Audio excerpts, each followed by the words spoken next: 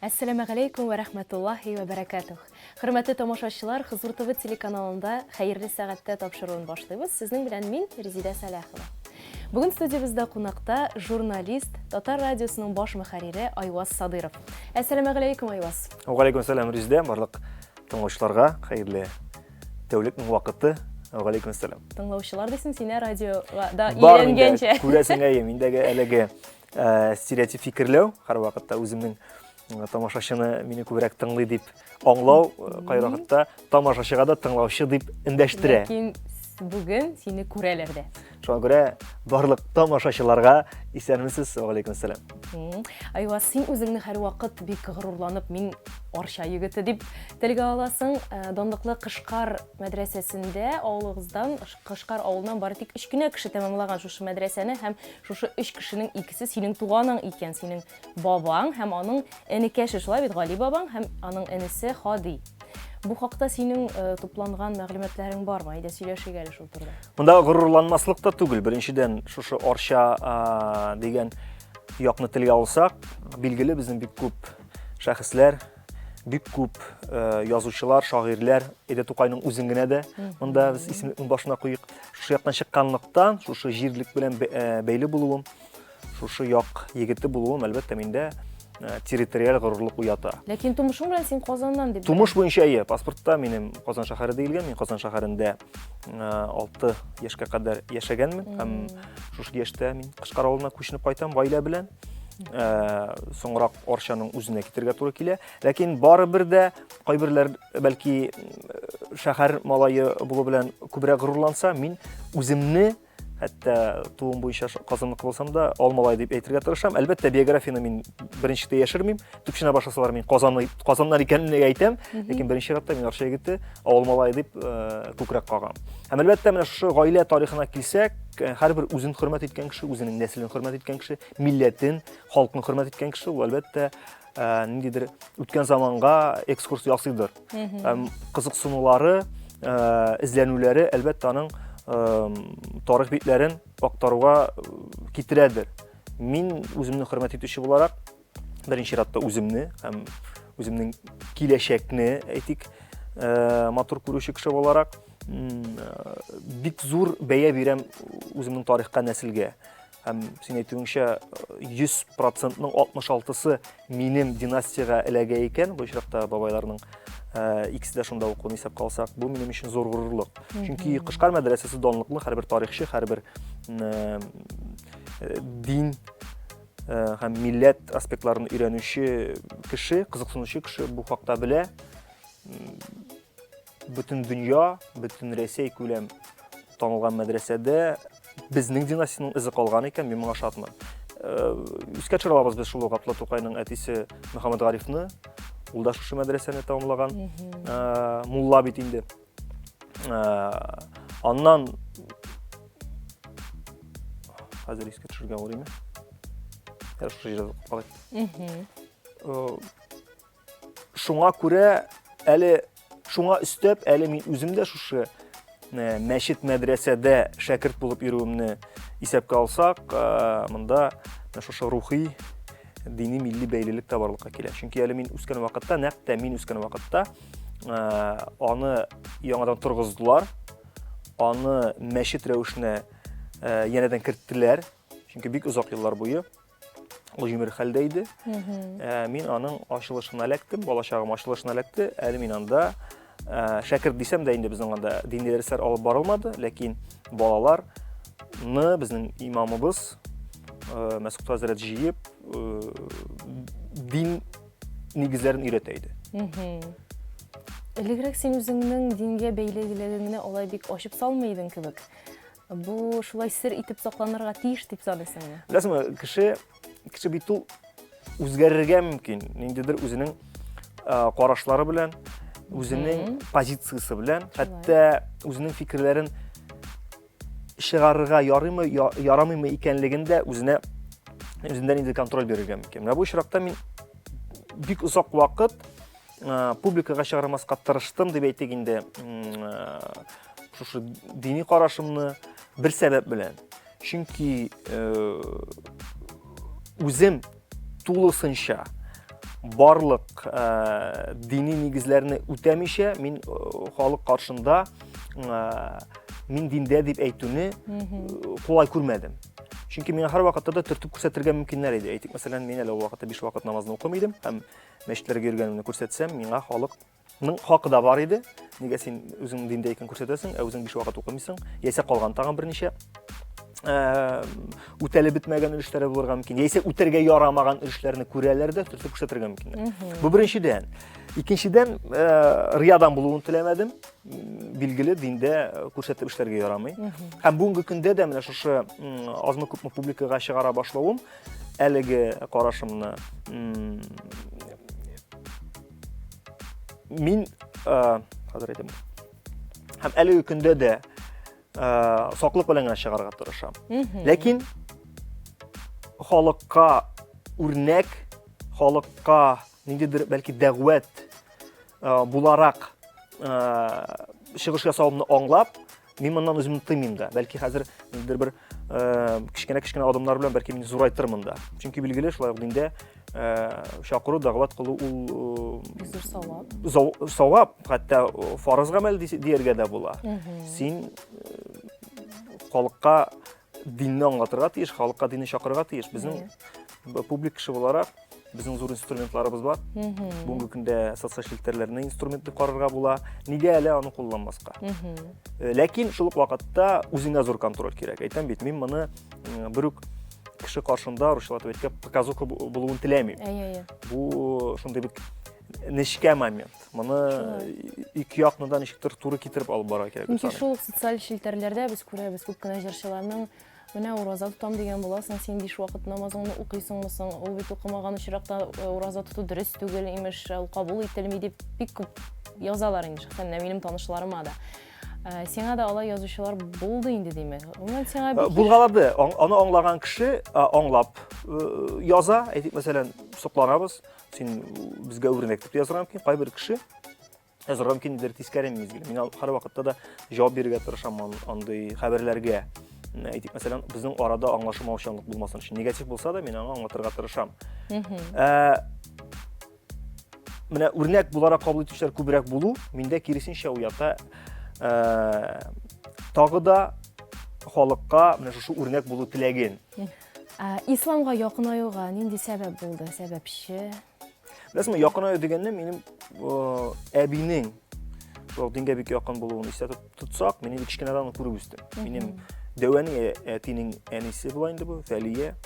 Ул мин белгәннән бирле соңгы көннәренә кадәр ул гел намазда булды. Шулай ук аның кызы хәзер вакытта Ижевск шәһәрендә яши гаиләсе белән диндә, кызлары, оныклары, гомумән аның даирәсе. Миңа кичкенәдән ул ничектер сеңгеп барды. Мин кичкенәдән аны күреп үстем. Шуңа күрә мин теге дингә якын дигәнне кинәттән генә булган хәл дип санамыйм. Кичкенәдән әби миңа дин нигезләрен өйрәтә иде, әйтүемчә, без кичкенәдән Кышкар мәчет мәдрәсәсенә йөрдек. Кичкенәдән тартылу бар иде, хәтта студент вакытка кадәр мин бик нык студент вакытында бик нык якынайга идем. Шул ук 5 вакытында укырга тырыша идем, мәчетләргә йөреп, мәдрәсәләргә йөридем. Шуннан соң, бәлки студент вакытында мин бер ниндидер период булып алды. Шул ук нигезләрен тотырга тырышсам да, җомгаларга йөреп, уразаларны тотсам да, бәлки 5 вакыт намаздан әзрәк аерылырга туры килде. Шайтан коткысы булгандырмы, яшьлек җүләрлеге дәрте булгандырмы, әйме? Һәм ахыр чиктән бер ул якынаюның кинәттән булган әйбер дип санарга мөмкин түгелдер. Шулай, ләкин ниндидер бер кнопкага басылырга тиешме инде ул, белмим. Менә булды, мин иртәгәдән 5 вакыт намазны укырга тиешмен дигән. Сәгате сугырга тиешме аның? Ничек булды ул? Минем гел күңелдә булды. Мин иртәме соңмы аңа кайтырга тиешлегемне аңладым. Бары тик ниндидер бу бер сәбәп киресенчә тотып турды. Кешегә бит тәреш булырга мөмкин намазга басырга, минем ниндидер бер сәбәпләр шушы әйберне эшләргә комачаулап тордылар. Ниндидер бер шайтан коткысы. Ягъни, мәсәлән, минем күңелдә һаман ул тора. Мин үземнең шулай эшләргә тиешлегемне, шулай дөрес икәнлегемне аңлыйм, ләкин аркам белән кемдер ниндидер бер шайтаннар компаниясе тартып торганлыктан, көннәрдән бер көнне бар ул шушы бауны кисергә генә туры килде миңа. Һәм булды ул ураза аенда, ялгышмасам, Рамазан аенда, ураза вакытында көннәрдән бер көнне әйтәм, бүген иртән генә укырга кирәк.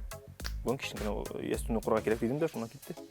Сеге, Аналы. ул әйтәм бит, электән кичкенәдән кергәнлектән, минем өчен яңа бер булмаганлыктан, шулай табигый рәвештә генә кирип китте. Ниндидер кардинал үзгәрешләр булмады. Юк, Тоймадым. юк. Ләкин эшеңә дә шактый гына тәэсир иткән дип беләм мин моны. Хәзер инде син хәрәм эчемлекле ниләр алып бармыйсың. Әйе, менә әлеге дә баягы. Әйттем бит, период вакытында мин ниндидер бер яшәү рәвешен алып барым дирәк кирәк. Шушы яшәү рәвешенә минем нәкътә туйлар, юбилейлар, ниндидер чаралар алып бару крейді. Һәм мин аңа ул вакытта ук, менә 5 вакыт намазын укымаган кебек, монысында эшли торган идем, ләкин бер төсле уңайсызлык белән. Уңайсызлык бар иде. Һәм инде 5 вакыт намазга кергәннән соң, күпмедер вакытта мин үзем белән көрәш алып бардым. Шушы бер ярамаганлыгын аңлап, көрәштә ул шул вакытта куркуда булгандыр. Чөнки ул бит инде синең керемеңнең, бер бюджетыңның формалаштыручы да бер өлеш. Әйе. Һәм иртәме соңмы моны туктатырга кирәк икән аңлыйдым. Баштарак мен гомумән кискен рәвештә туктаттым заказлар кабул итүдә. Халыкка шулык менә халыкка чыгару буенча тагын әйләнеп кайта шул темага. Миннән сорыйлар, мин юк дип кенә җавап бирәм, яисә максималь рәвештә әлеге заказны алмау өчен махсус рәвештә бәя күтәрергә мөмкинмен, махсус рәвештә ниндидер сәбәпләр табып. Син бит әйтә алайдың, юк, минем ул көнгә заказым бар инде дип. Андый очраклар да булды. Чөнки ниндидер сәбәп белән шушы заказны алмау минем өчен приоритет була килде.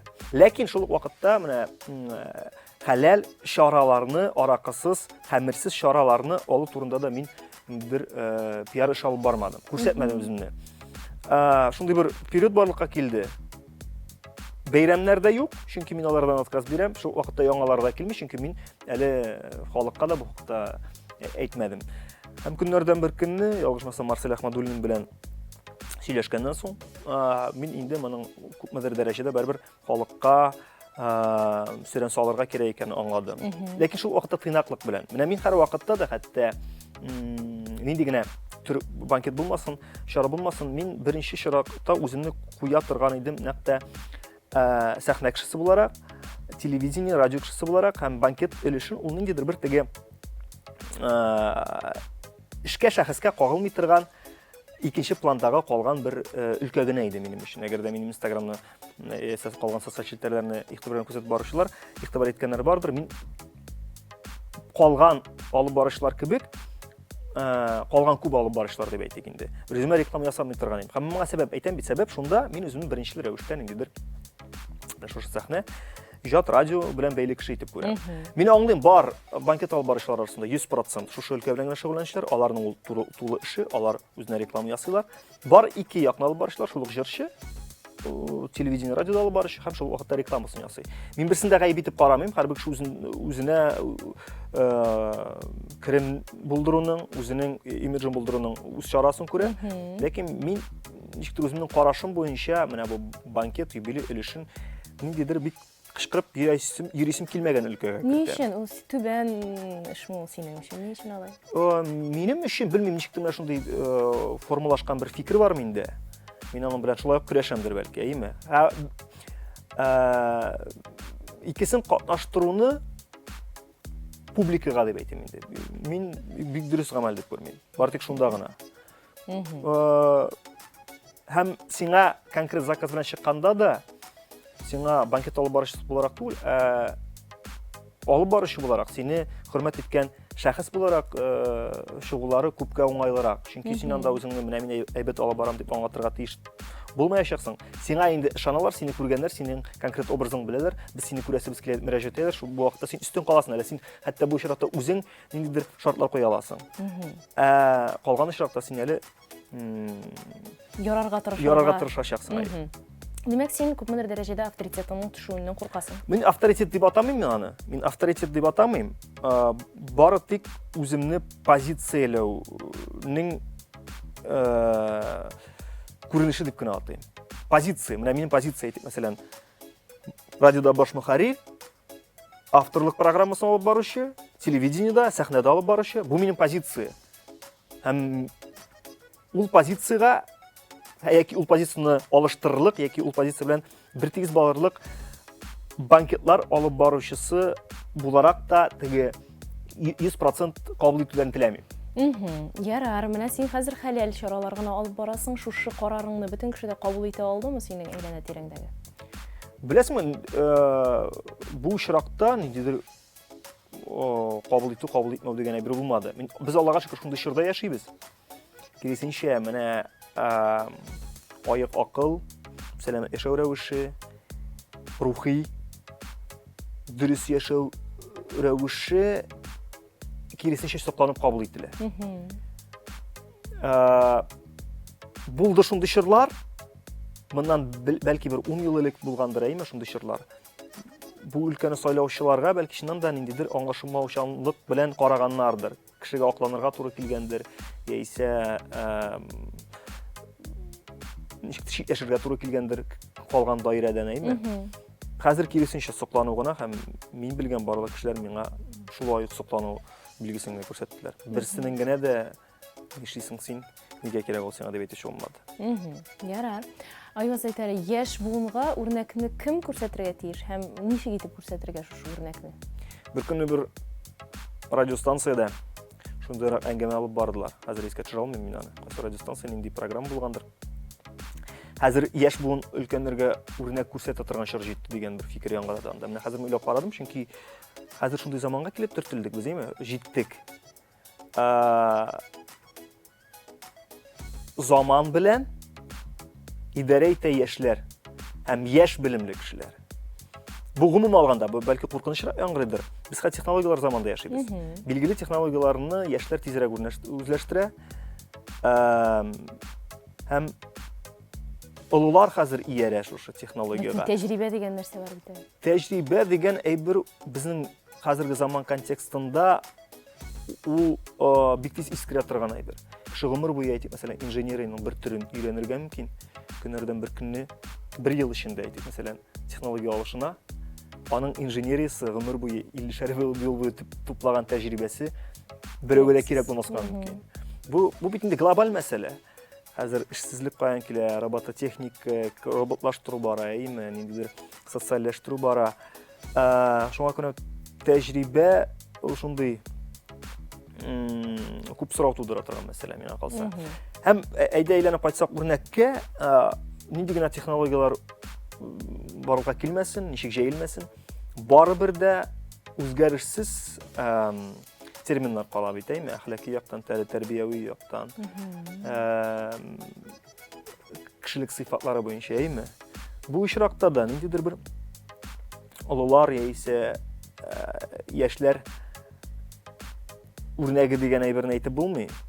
Кеше үз даирәсеннән карап үрнәк аладыр инде, әйме. Чөнки кеше тәрбияләнгәндә миңа калса һәрбер фактор йогынты ясыйдыр. Мөхит. Гомумән мөхит, әйе, аның менә ул ничек тәрбияләнә, ул яшьләргә дә карый, үзенең яшьтәшләренә дә карый, укытучыларга да карый, әти-әнисенә дә карый, кичкенәләренә дә карарга мөмкин, үзеннән кичкенәләргә дә. Шуңа күрә мин конкрет кемдер үрнәк ясарга тиеш дигән фикердә түгел. Ләкин әти-әнинең максаты, әгәр дә без конкрет гаилә моделенә карасак, әти-әнинең максаты менә шушы мөхитне дөрес булдыру, дөрес даирәгә баланы кертү, һәм үзенә дә беренче чиратта үрнәк булу.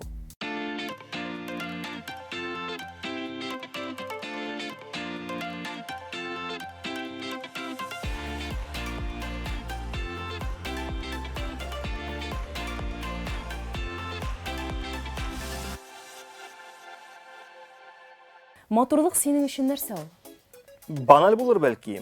Миңа кадәр монда барлык кунаклар шулай дип әйткәндер. Ул күңел халәте.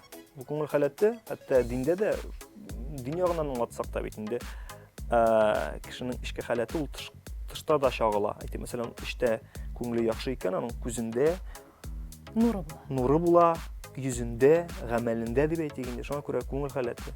Син дөньяны ничек кабул итәсең, дөньяга, кешегә карата мөнәсәбәтең, дөньяга карата мөнәсәбәтең нинди, ул синең тышта да чагылачак. Шундый симбиоз. Акылның тышкы кыяфәтенең.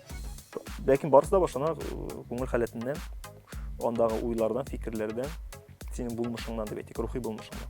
Олылар белән аралашканда Олылар белән аралашканда үзеңне Үзеңнең урыныңны бел. Үзеңнең урыныңны бел дигәндә, монда ике яклап та карарга була, әйме? Мин шундыйрак кеше, мин бәхәскә бик тиз кереп китәм. Кайда вакытта хәтта дәрәҗәгә яшькә карамаска мөмкин, бәлки бу минем кимчелектер. Ләкин мин олылар тарафыннан аның хаксызлыгын аңлыйм икән, мин олы дип кенә яшенә генә карап, ниндидер әйтәсе сүзләрдән тыймаска мөмкин мен үземне. Мин моны яхшымы, начармы икән әйтә алмыйм. Сизәм икән. Шул ук әлеге дә баягы безнең теге яшьләр һәм олылар үрнәгенә әйләнеп кайтабыз без, әйме? Мин беләм икән, без бит монда икебез дә шәхес, икебез дә кеше, нишләп әле мин аның белән бәхәскә кермәскә тиеш яшенә генә карап. Үз позицияңны яклыйсың. Үз позицияны яклаячакмын һәм җиткерәчәкмен. Зәвыкны үстерү өчен нәрсә эшләргә кирәк? Зәвыкны үстерер өчен русча әйтермен инде. Кругозор. Синең әйләнә тирә мөхит турындагы белемне арттырырга кирәк. Чөнки барлык зәвык белән булган сыйфатлар алар чагыштыруда барлыкка килә. Кеше чагыштырмыйча, кайда ничек икәнен белмичә, үзенең зәвыгының нормасын аңлый алмый. Әйтик мәсәлән, кеше авылдан чыга. Аның зәвыгы авылда формалашкан, һәм әгәр дә ул аны шул дәрәҗәдә калдыра икән, без аны беренчедән гаепләмибез. Аның теләге шул дәрәҗәдә калдыру. Дәрәҗә дибәк, авылдан чыккан кешенең зәвыгы түбән була? Монда түбән яки югары турында сүз бармы? Мин әлеге дә баягы мөхиттән чыгып әйтәмме? Ул булырга мөмкиндер бер конкрет җирлек кенә дә булырга мөмкин, әйме? Ул бит шушы мөхиттәге ситуацияны белеп, үзендә формалаштырган бер төсле нормаларны. Әгәр дә ул үзенең әйләнә тирә мөхит турындагы белемне арттырмаса, ул башкасын белмәячәк. Чаралар, инструментлар, каналлар бик күп булырга мөмкин. Китаптан башлап, телеканаллар, телетапшырулар, интернет, алар барысы да менә минем авылдан тыш калган дөньяда нәрсә барлыгын күрсәтүче каналлар гына. Кеше шушы каналларны кабул итә, чагыштыра һәм үзенең әлеге дә баягы холкына, тәрбиясенә, милләтенә, тарихи аспектларына халкының туры килгән бер зәвыкны үзендә булдыра һәм формалаштыра. Менә милли мәсьәләне буларына күтәрмәдем мин. Кайбер халыкта зәвыклы булып саналган әйбер безнең конкрет милләткә туры килмәскә мөмкин. Әлбуки, шул ук мәсәлән тегесен карарсың берәр милләтне. Англичаннар әйтик мәсәлән, аларның зәвыгы бер төсле. Безнең милләткә калмаска да мөмкин. Ләкин син нидер бер артын урталыкны бер табырга тиеш, бәлки кайбер җирдә лә син шушы зәвыкны алга сөрүче ролендә дә булырга мөмкинсең. Заманында безнең билгеле татар тарихында шундый кискен мизгилләр булган, әйме? Прогрессны алга сөрдерүчеләр, кадимчеләрне сүгүчеләр әйтик, мәсәлән, үзләренә яңа норма булдыручылар. Хәзер безнең өчен ул норма. Һәрбер ике ягы өчен, ике пласт өчен норма булган. Шушы вакытта син бәлки яңа норманы барга китерүчедер. Ләкин безнең менталитет шундый, без яңалыкны кабул итәргә куркабызмы шунда, кабул итмибез без аны. Ничектер? Бәлки бардыр. Мин хәзер монда тирәнтен кереп китә алмыйм милләт сыйфатларына. Ул һәрбер бәлки ул милләткә генә кагылмый, ул гомумән кешелек тарихына да шулай кагыладыр дип саныйм.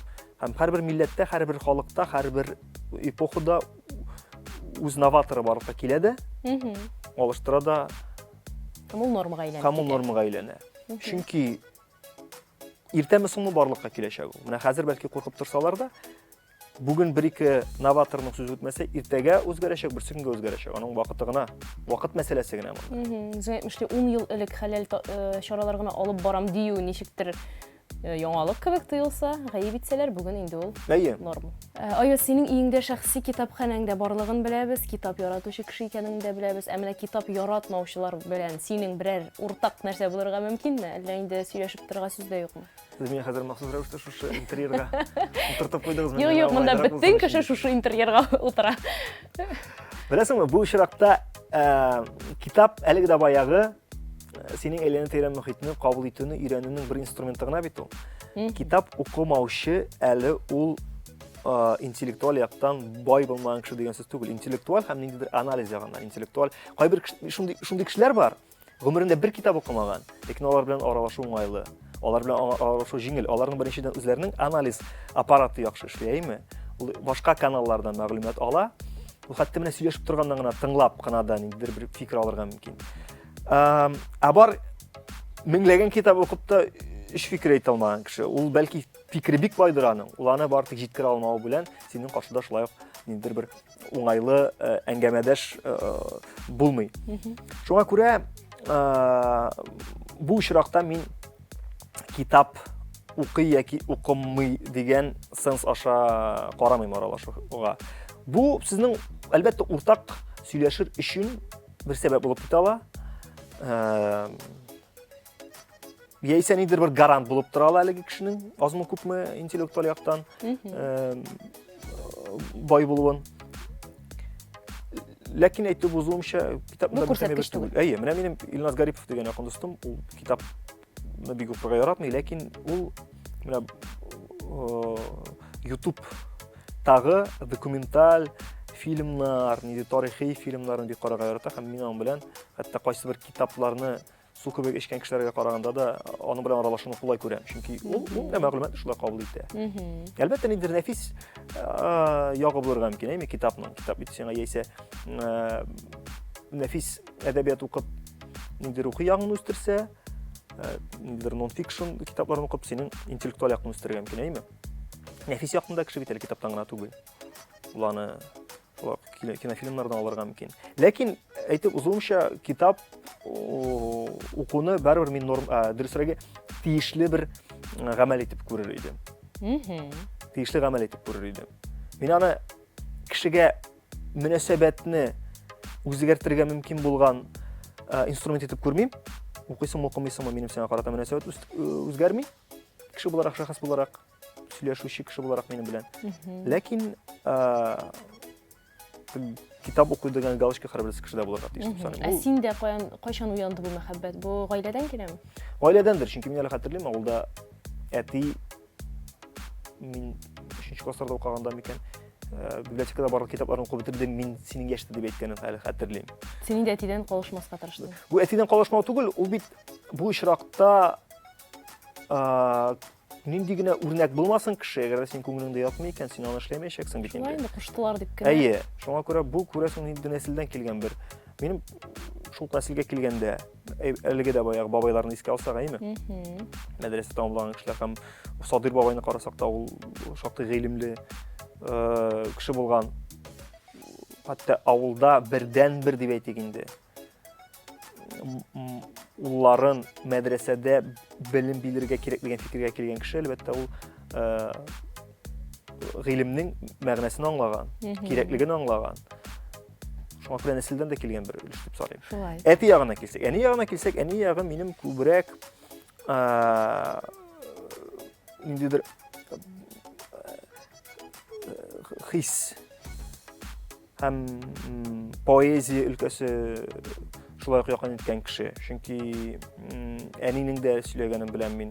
Миңа Казанның китап кибетеннән, китап кибете кырыеннан, безнең Бабын урамындагы студент вакытта ул тыныч кына укып китә алмаган. Кирип, бер булса да теге шигырь китабын алмыйча, ничектер тынычланмаган ул вакытта ук. Хәзер дә ул бик шигъриятны ярата, әдәби, нәфис, әйтик мәсәлән, әсәрләрне ярата. Әти ягыннан килсәм инде бер интеллектуаль, әйтик мәсәлән, тартылыш. Әни ягыннан әдәби тартылыш. Әнинең яшь вакытта хәтта бик зур теләге булган театр актрисасы булу. Ләкин инде бер курку, бер йөрәксезлек дип әйтим мин аны, шушы белән алып килмәгән инде. Абылай, әйтеп узумча, мин синең үзеңә дә әйткән бар, бүгенге көндә сәхнәдә, татар сәхнәсендә 2 Резидә Сәләхова булыр иде. Әйе, кыз фамилиясе әнинең Сәләхова. Менә бит. Ул вакытта инде мин Сәләхова булмаган булыр идем, бәлки. Әгәр дә инде сәхнәдә миңа кадәр Резидә Сәләхова булган булса, миңа инде тәхәллүс алырга туры килер иде. Тик әлегә мин бердән-бер Резеда Салахова. Хаталар турында сөйләшик әле. Син инде үзең хаталар белән язучыларны синең җаның сөйми, син яратмыйсың андый кешене. Бу хәзер тормыш хатасы түгел, бу орфография хаталары. Менә хәзер орфографиядан башлыйк, аннан соң инде күчербез башка төрле хаталарга. Менә мөнәсәбәтең шушы надан кешеләр турында димме инде. Шулай ук надан дип әйтеп булмый инде аларны. Надан дип әйтү никадәр генә куркыныч яңгырамасын, никадәр генә минем башка кешеләрне рәнҗетәсе килү теләге дип кабул ителмәсен. Без әйдә аңлатмага күчик әле. Надан дигән сүз ул бит аның тумыштан килгән кимчелеге түгел. Наданлык ул үз теләге белән, үз ялкаулыгы белән бу дөньяда булырга тиешле сыйфатларны алмау гына. Бу ниндидер теге кешегә җүләр дип әйтергә мөмкин. Шуннан да кешегә нинди эшли тумыштан бирелә бит акыл, әйме? Бу рәнҗете булырга мөмкин. Рәнҗетү итеп кабул итәргә мөмкин кешегә. Җүләр дисәң. Ә наданлык бүгенге көндә безнең бар мәгариф системасы, бар безнең мәктәп системасы бу норма булырга тиеш. Кешегә уку һәм дөрес язу ул менә шушы мәгариф системасының иң түбән дәрәҗәсе. Дәрәҗә буенча караганда иң беренче кеше язарга укырга өйрәнә һәм әлбәттә ахырда шушы инструментларны кулланып, ул белемен арттыра, югары белем ала, урта белем ала, махсус белем ала. Ә уку язу белү ул менә бүгенге көндә тиешле. Мин аны һәр вакыт шулай дип аңлатам инде. Әлеп сөйлисең син бу турыда. Миңа бу турыда төртүп әйткәннәр бар. Бәхәс алып барганда билгеле, әйме, күзәтеп барган булсалар шушы. Баталияларны минем кайбер эстрада хәлләре белән. Ничек инде бу очракта мин моны норма итеп кабул итә алыйм, әгәр дә кеше дөрес язмаса, дөрес җөмләләр төземәсә, дөрес тыныш билгеләр укымаса. Бу менә бүгенге көндә акча саный белмәүне норма дип санасак, минем яза белмәвем дә норма саналыр иде. Менә акча сана белә ул бит инде элементар сыйфатлар. Сөйләшә белү, элементар сыйфат, телеңне белү, йөри белү, менә кеше ике аягында йөри. Чөнки аңа табигатьтән дә һәм гомумән җәмгыятьтә йөрергә өйрәтә. Урманда бәлки йөрергә дә өйрәнмәс иде кеше. Урманда билгеле бит инде. Урманда гына үскән балаларның дүрт аяклап йөрүләре, аваз чыгара алмаулары, бүреләр арасында яшәгән балалар бүре булып улыйлар. Ә монда без җәмгыятьтә, бу безнең җәмгыять нормаларга гафу итегез. Бөтен кешегә тиешле гамәл бу. Дөрес язу. Яза белмәү ул кешенең менә наданлык сүзендә аңлатма бирәм.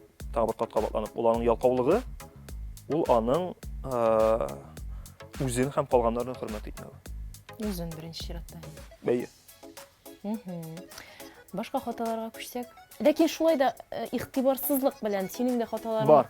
Миндә менә зур кимчилегем дип әйтәсем килә, әйме? Игътибарсызлык. Һәм шушы игътибарсызлык белән миңа төртеп күрсәтелүчеләр бик күп. Чөнки син әгәр дә бер позицияны яклыйсың икән, бигрәк тә шаулап яклыйсың икән, сиңа һәр вакытта да синең гамәлләреңдә шул ук хатаны эзләүчеләр табылачак. Әйме? Бу кешелек табигате. Без бит инде яратабыз. Безнең һәрбер, әйтмәсәң, критика, һәрбер кешене анализлау иң беренче чиратта анда да шушы хатаны эзләү белән бәйле. Әйтик, мәсәлән, сәясәттә, әйме? Без бит инде сәясәт тормышын күзәткәндә журналистлар бигрәк тә яратабыз нишләргә? Әйткән сүзләренә каршы килгән моментларны эзләргә. Ул нәрсәләр вакыйда әйтә, эшләми. Ул ниндидер тормыш турында идеаль бер ситуацияны пропагандалый, үзе шуны эшләми. Бу журналистларның һәм гомумән кешелекнең яраткан бер сыйфаты.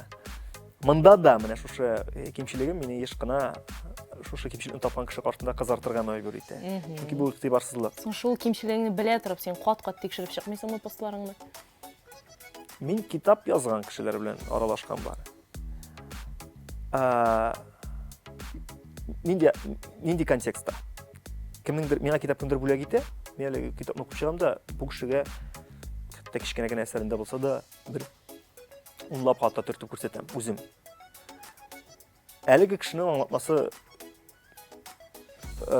кешеләрнең дип әйтеп бирәләр. Чөнки бу бер ничә тапкыр кабатланган очрак. Яздым, редакторга бердем. Бер редактор узды, 2 редактор, 3 редактор узды. Редакторлар аша үзәйме, үзе уздыра редакторны һәм ниндидер бер серле аңлатып булмый торган факторлар ярдәмендә йөзләгән редактор уздырса да, йөзләп укып чыкса да, Күрми кала. ул аны күрми кала. Бигрәк тә син үзең, әле бу читтәге редакторлар күрмәгән, син үзең күрмисең дә күрмисең. Әле бүген дә менә соңга куйган посттагы 2 тапкыр кабатланган хата инде ул.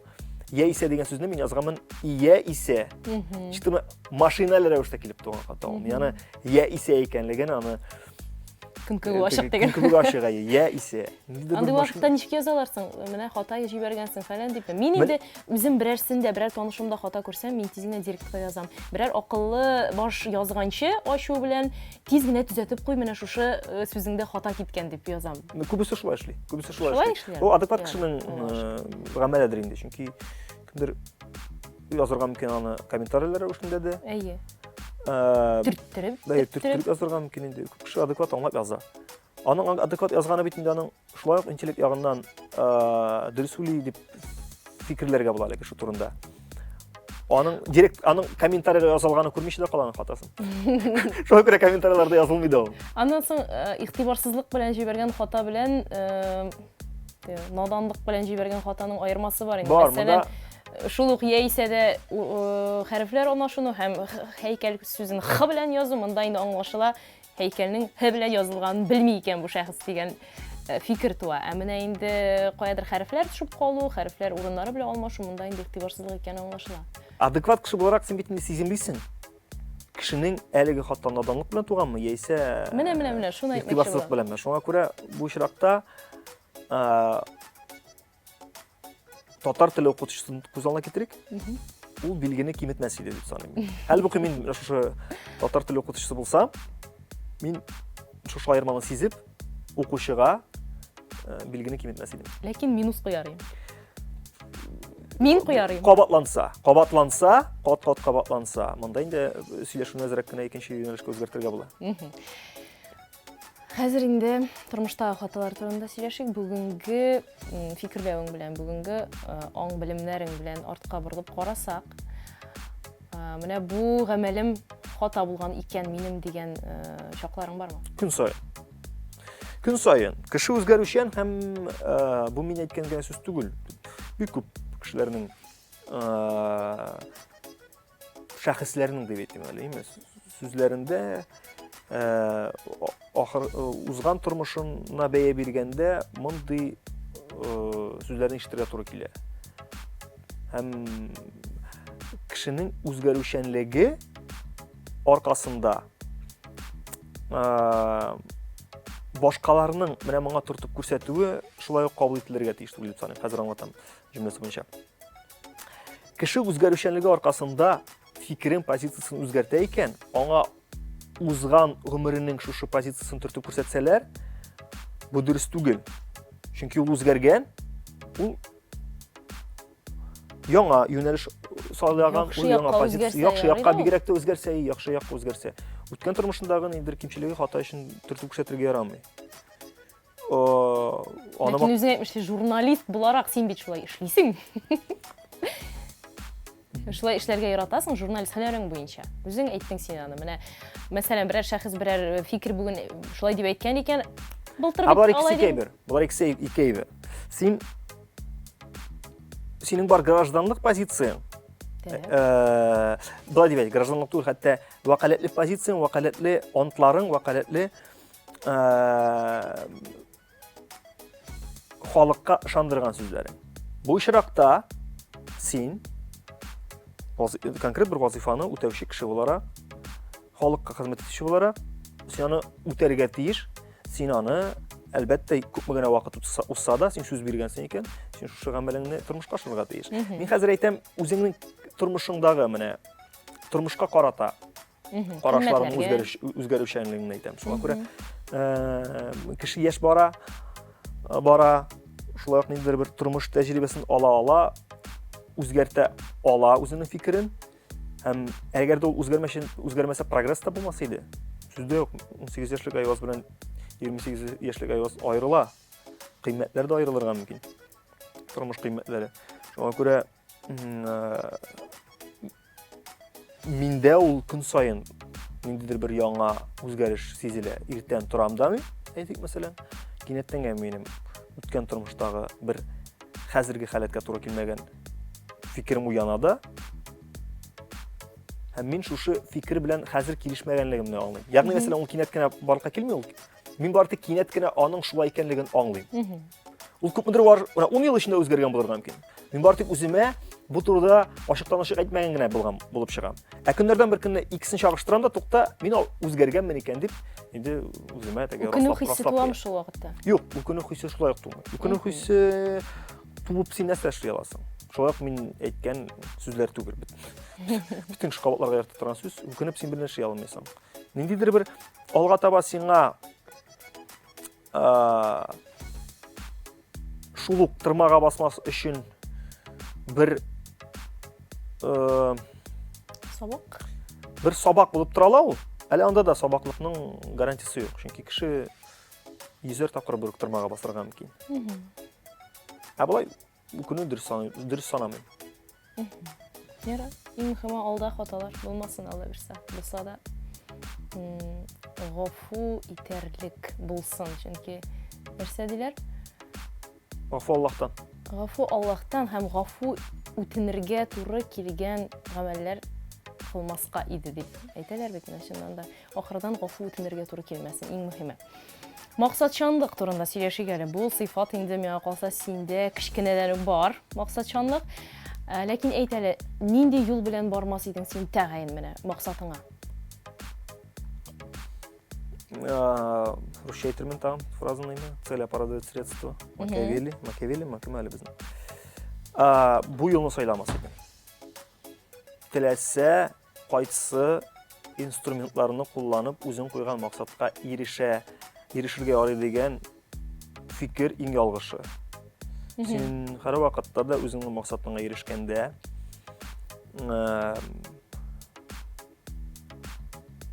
син уйнаячак уенның кагыйдәләрен булдырырга тиеш. Һәм әлеге кагыйдәләр син яшәгән җәмгыятьнең нормаларына чыгып барлыкка килә.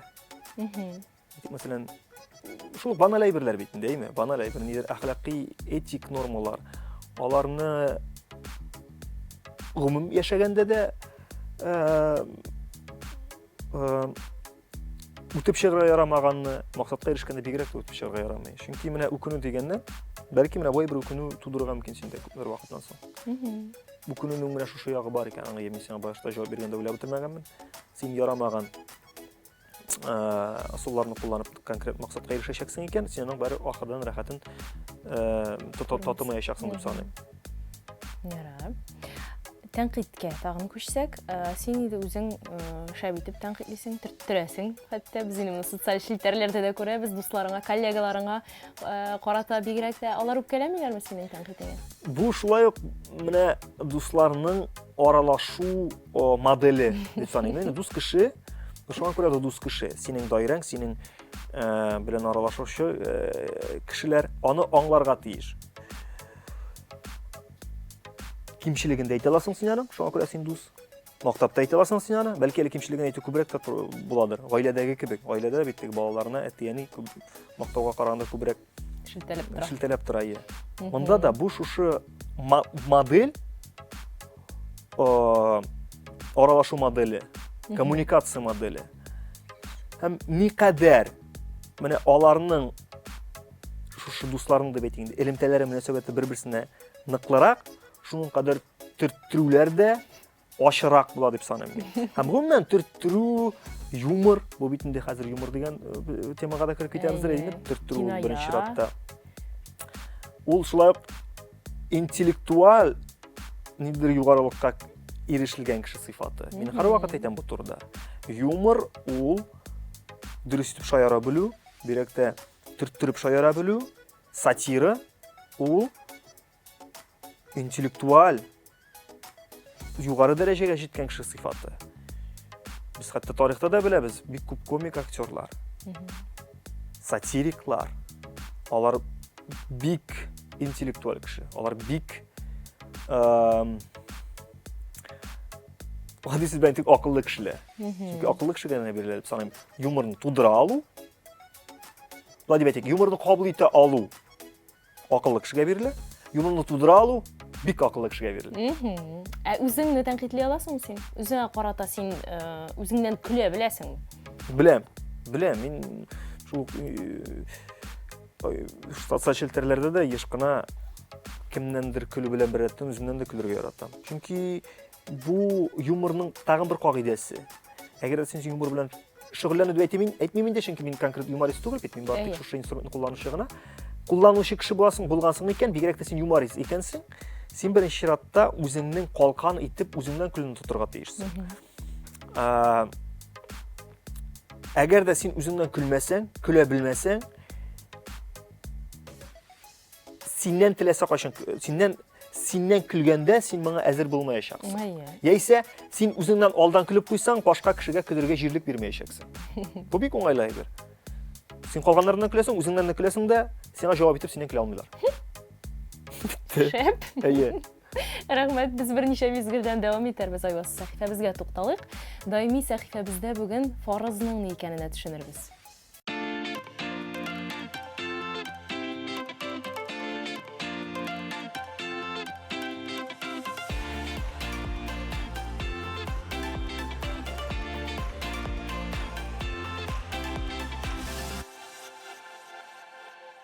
Фарыз мәҗбүри эшләнергә тиешле эшләр. Мәсәлән, мөселман кешесе өчен 5 вакыт намаз уку, Рамазан ае уразасын тоту, закат түләү һәм башка кайбер гамәлләр фарыз, ягъни эшләнергә тиеш дип санала. Фарыз булганны үтәгән кеше әҗир савабын ала. Фарызны сәбәпсез үтәмәгән кешеләр, әгәр аларны Аллаһы Тәгалә ярlıqамаса, җәза алачаклар. Әгәр кеше фарыз булганны үтәргә кирәкми икән, ул динне дә кире кага дигән сүз. Фарыз ике төрле була. Фарыз гайн, ягъни һәр мөселманның шәхси бурычы. Мәсәлән, 5 вакыт намаз кылу. Фарыз кифая. Һәр мөселман өстендә аны үтәү бурыч булып торса да, араларыннан бер яки берничә кеше бу бурычны үтәсә, башкалар аны үтәмәсә дә үтәлгән санала. Мәсәлән, җеназа намазы.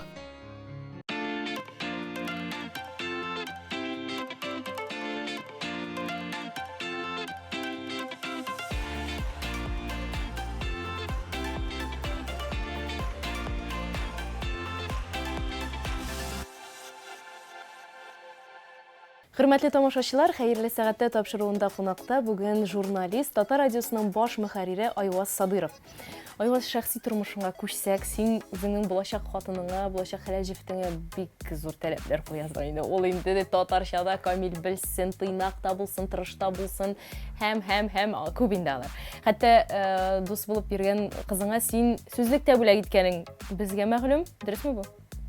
Мин хәзер бу минем ниндидер традициядыр инде күрәсең, әйме? Мин аралашкан вакытта сүзлек бүләк итәме? Ул күптән калган гадәт. Борынгыда калган яла. Әйтик, мәсәлән, аралашкан монда дус дип әйтү, дөрес әйтәсең, дус дип, әле ниндидер теге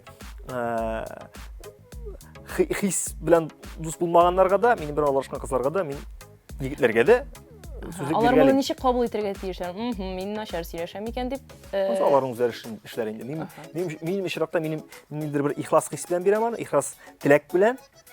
Шул вакытта төртүрү дисең, бит төртүрү дә кабул итәргә мөмкин. Минем аның телне камилләштерү өчен теләгем буларак та кабул итәргә мөмкин. Ансы үзләрен кабул итә инде. Телебезне үстерү максатыннан. Әйе. Ярар, менә шушы кызлар, мин таләпләренә туры килеп бит алмам инде, Айваз күз алдына китергән яхшы кыз була алмам дип куркып качмаслар микән, дип борчылам. Юк. Монда таләп дигәннән дә, мин бит бу таләпләрне каядыр манифест рәвешендә язып чыгарган әйбер түгел бит бу. Аңламча, сез материалны җыйганда минем берничә контекстагы мәгълүматны алып җыйгансыз. Каядыр мин радиода позицияны белдерәм, каядыр әйтик, мәсәлән, социаль челтәрдә язырга мөмкин. Һәм бу төсен бергә җыйсаң, әлбәттә килеп турырга мөмкин шундый. мин тудырган образ, менә син санап чыккан сыйфатлар буенча әйме? Һәм син әйтмешле куркытырга мөмкин. Ләкин мин бит бу очракта гади, нормаль максатлар һәм теләкләр белән эш итәм. Бу теләсә кайсы, миндә генә түгел, теләсә кайсы егеттә, теләсә кайсы кызда, өйләнергә җыенган, кияүгә чыгарган кызда була торган, кичкенәдән җыела торган теләкләр. Ул кичкенәдән бит инде үзенә ниндидер бер булачак парына характеристика ясый. Әйеме? Уларның 10 биткә сыйырга мөмкин, 100 биткә сыйырга мөмкин. Мин үземнең теге яшем буенча инде 18 яшь егет булмаганлыктан 28-гә җиткәндә, 29-га җиткәндә аларның битләре артачагы шулай ук билгеле, әйеме? Сайлаганда, аралашканда син каядыр галочка куеп барасың, каядыр сызып куеп барасың. Шулаймы? Бер кешедә идеал булмаганын исәпкә алсак, 50%-тан артса син куйган характеристика, син куйган галочкалар, бу чиракта инде тәвәккәлләргә була дип саныйм. Бу теләсә кем белән адекват кеше белән була торган очрак. 18 яшьтә ул исемлек кичерәк була, шуңа күрә ул аның әйтик, мәсәлән, 10 сыйфат саный да, 10-сының 6-сына ризалашып өйләнергә яки кияүгә чыгарга мөмкин. Минем очракта ул булырга мөмкин. 1070, шуның 600-енә туры килсә мин сайлаган пар. Андый пар юк түгел, андый пар бәрер килеп чыгачак. Менә минем очракта да мин үземә 30-га җиткәнче парлы булырмын дигән бер сүзем бар иде. Бу үзем өчен генә әйткән сүз түгел, ахырда инде миннән аны журналистлар тартып чыгара торган шуның халыкка да чыкты. Син аңлыйсың бит инде, әгәр 30-га хәтле өйләнмәсәң нәрсә буласың? Әйе. Аңлыйм ди, миндә монда мин үзем өчен беренче чиратта үземә куйган инде бер әйткән сүзем бар. Шуңа күрә 30-га кадәр парлы булу инде минем планда да, гамәлдә дә дип әйтик. Мин бу турда гына кычкырып йөрмәгәч. Теге галочкалар 50-гә якынаямы инде? Арткан булып чыга, арткан булып чыга. Бер, икенчедән мин тагын һаман дини яктан карасак, тәкъдир, язмыш дигән әйбер бар, әйеме? Син күпме генә йөрсәң дә, һәм ничә генә яшьтә өйләнсәң дә, син моны тәкъдир белән онытыласың. Һәм мин бу чакта шулай аңлатам да инде, нигә иртәрәк өйләнмәдең дисәләр дә, нигә шушы яшьтә өйләндең дисәләр дә. Һәрвакыт маган әле дисең. Бәйе. Монда ике момент. Әлбәттә, тәкъдирне син үзең формалаштырасың, ансында булса кирәк бу. Тәкъдир дә шундый ничек әйбер бит, әйеме? Менә шушы тәкъдир һәм синең теләкләр белән эш итүне үзеңчә аклыйсың да, тәвәккәлисең дә. Һәм барлыкка китерсең матур гаилә. Алла бирсен. Алла бирсен. Насыйп булсын.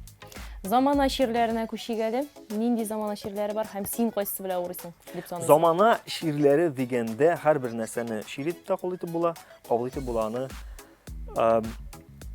нидер булышы итеп тә. Корал итеп. Шул ук Instagram ширләрен алсаң инде. Әйе. Чөнки кем ничек куллана бит.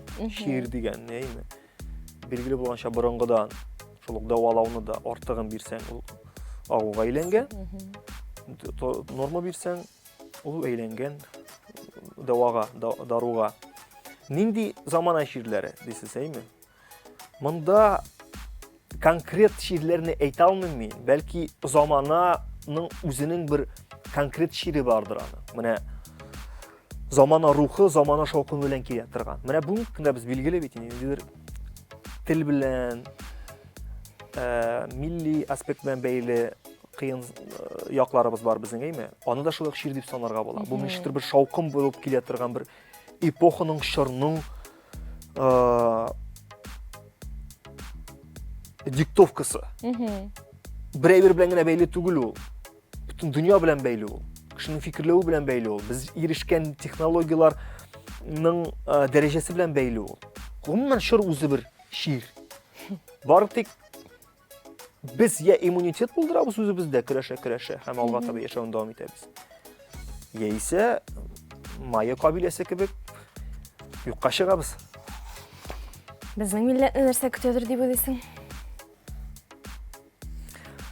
Мин шундый беләсеңме, мин каршылыклы кеше. Дөресен әйткәндә, мин кич белән йокларга ятканда зур максатлар белән иртәгә дөньяны әйләндереп йокларга ятырга мөмкинме? Иртән торганда күз ачуга яшәүдә бер гам тапмаган, бер нинди кызыксыну күрмәгән кеше булып уянырга мөмкинме? Шундый рефлексия бара миндә, гел. Бу беләсеңме, бу бик начар әйбер дип саныйм мин моны. Бу нәрсәдән килә икән дә аңлата алмыйм мин. Минем бу кайфкә дә кайракта тәэсир итәргә мөмкин. Синең сорауыңа килсәк, монда да шундый мәсьәлә, әйме? Кайбер көндәрдә мин шуның кадәр оптимист. Өмет уяна.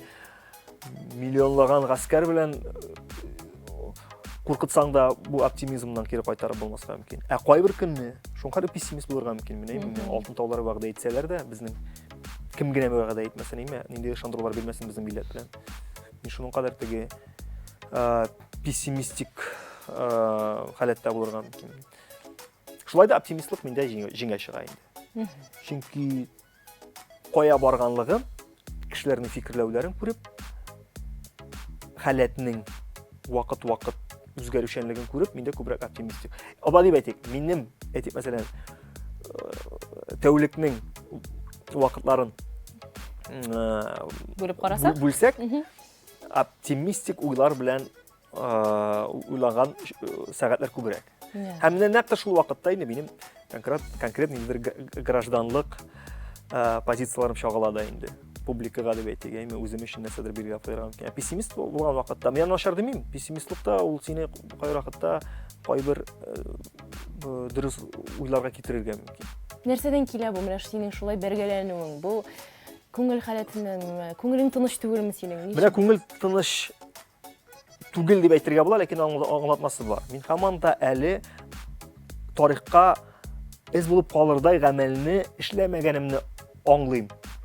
Кайбер көнне миңа ул өлеше эшләнгән кебек тә туры уйлана, ләкин күп вакытта менә һәр иртән уянуым, кичә эшләмәдем, өченче көн эшләмәдем, неужели бүген дә мин тарихка керерлек әйбер эшләмәм дип курку.